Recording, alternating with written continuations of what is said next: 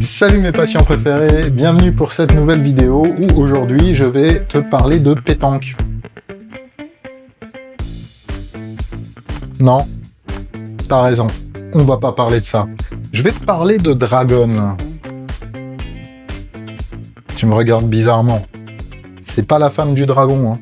On va être clair. C'est quoi la dragon? Eh bien, c'est ça. Ok. Toujours pas? Un bout de ficelle?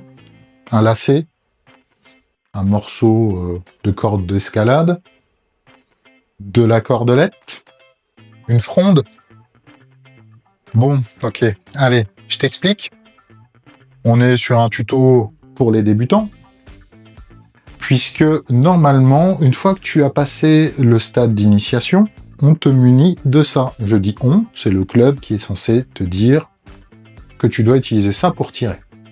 La dragon, c'est un moyen simple de sécuriser ton arc dans ta main.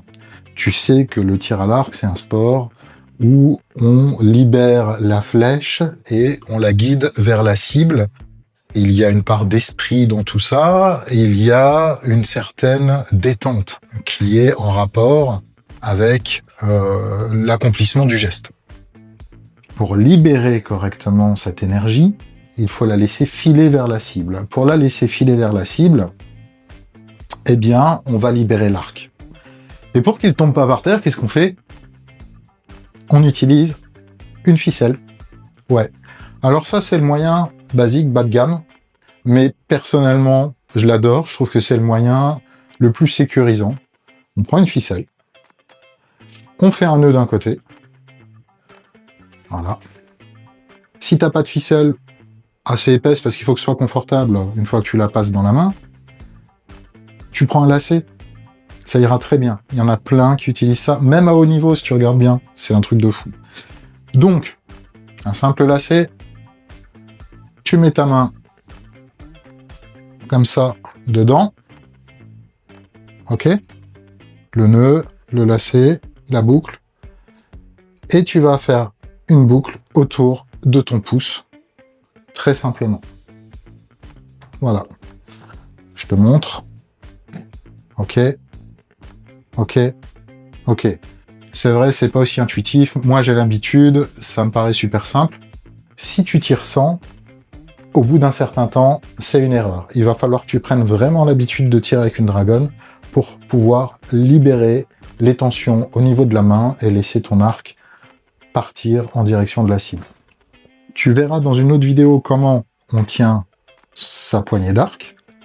Je t'explique comment bien mettre la main à l'intérieur de cette poignée pour ne pas créer de tension et avoir un geste le plus fluide possible au moment de la décoche.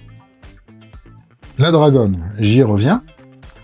Tu prends et tu sécurises complètement ta main autour de la poignée. Comme tu le vois, la dragon passe autour de la poignée qui ne peut absolument plus quitter ta main. Elle est prise au piège et du coup, tu peux tirer la main complètement détendue. Ne t'en fais pas.